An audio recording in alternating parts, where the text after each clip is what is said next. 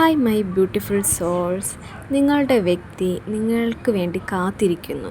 നിങ്ങൾ ആഗ്രഹിക്കുന്നത് പോലെ ഒരു നല്ലൊരു ജീവിതത്തിനായി അവരും നിങ്ങളെപ്പോലെ തന്നെ ആഗ്രഹിക്കുന്നു, കാത്തിരിക്കുന്നു. നിങ്ങളുടെ ഒരു തിരിച്ചു വരവ്, ഒരു